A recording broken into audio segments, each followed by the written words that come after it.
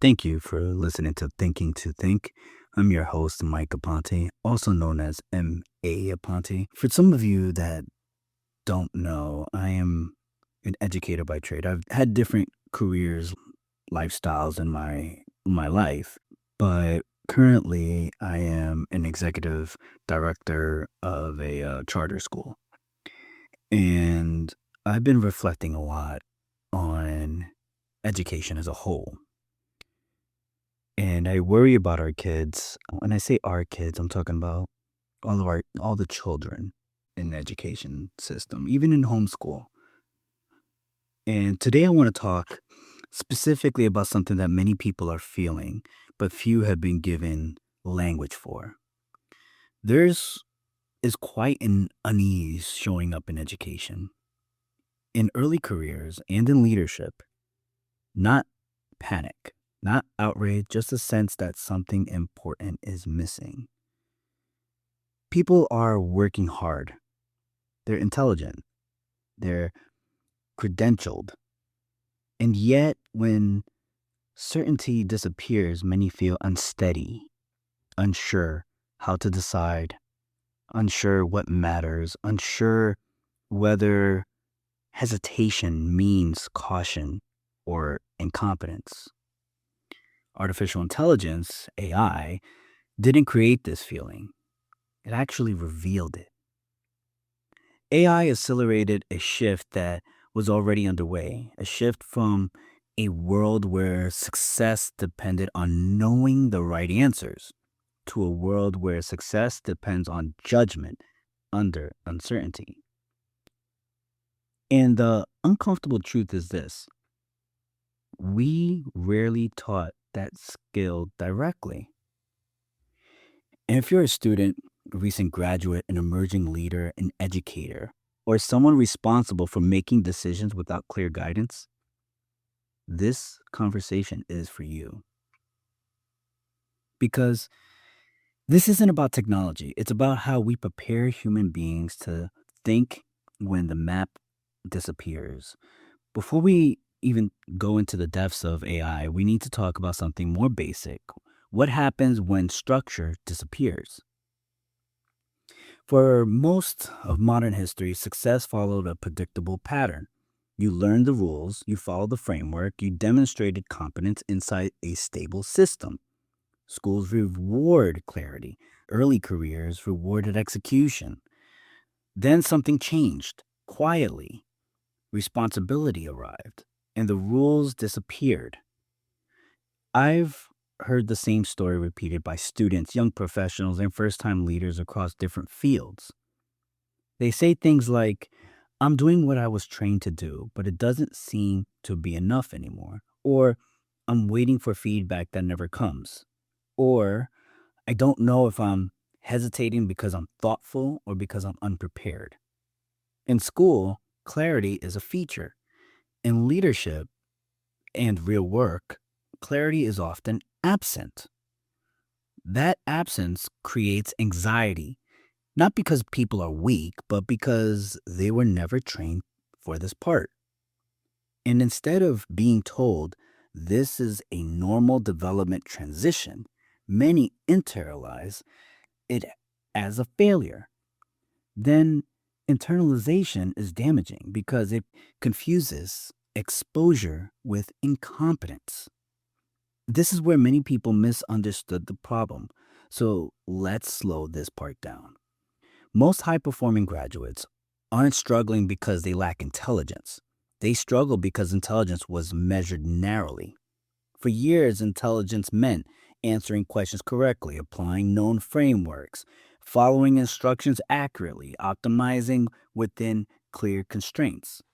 These are valuable skills, but they're not sufficient because judgment shows up when the problem itself is unclear, when the data conflicts, when values collide, when consequences are real and delayed. Judgment is not the same as intelligence. It's what intelligence does under pressure. And judgment was rarely practiced explicitly. Instead, we assumed it would emerge naturally. Sometimes It does, often it doesn't. And when it doesn't, people hesitate, not because they lack ability, but because they were never shown how to decide without permission. At this point, people usually say, so you just need to be more confident. That's not quite right. See, adaptability is often described as confidence or resilience. That description misses the deeper issue. True adaptability is not about being comfortable, it's about being willing to revise your thinking without losing your sense of self. Many people struggle with adaptability because their identity was built around being right, or being competent, or being reliable inside a known system. When the system changes, identity is threatened.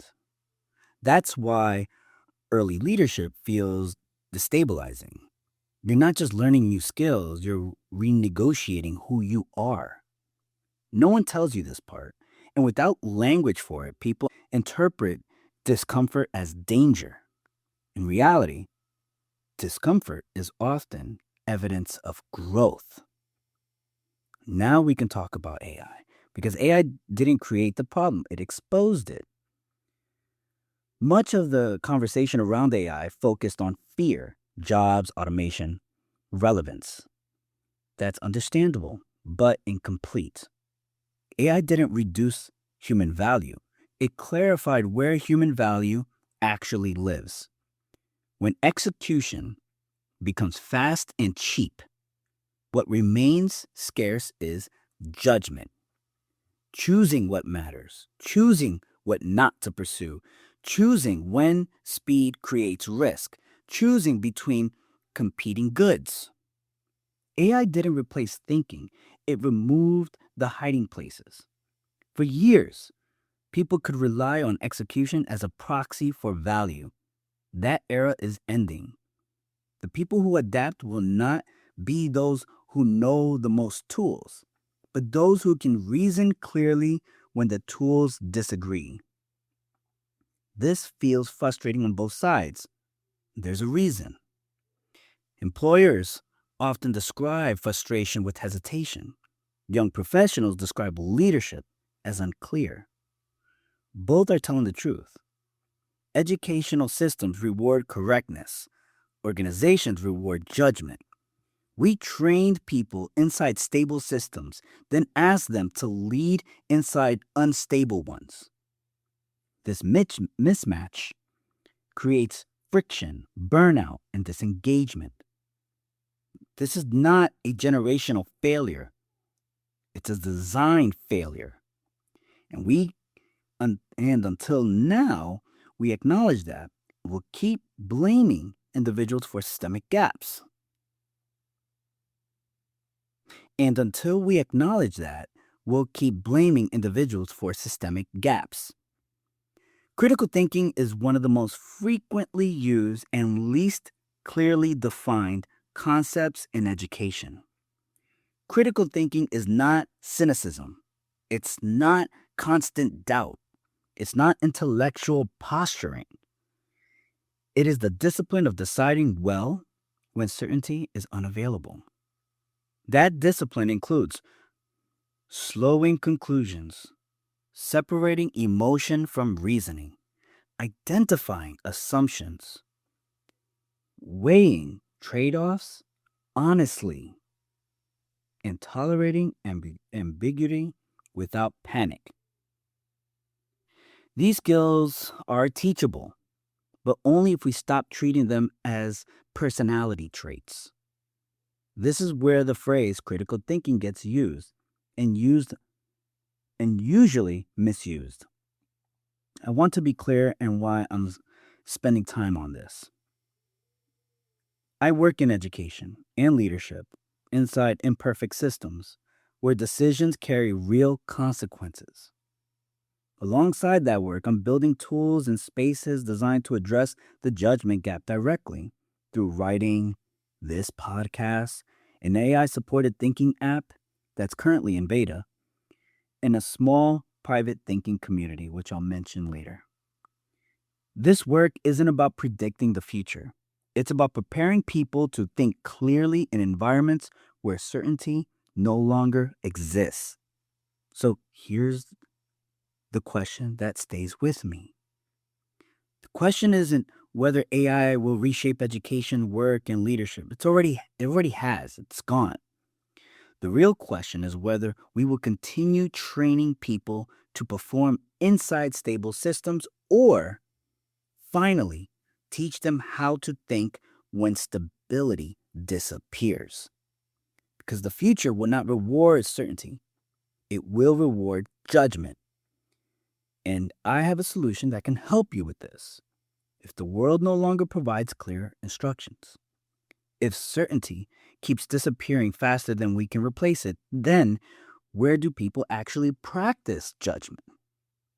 Not theory, not slogans, practice.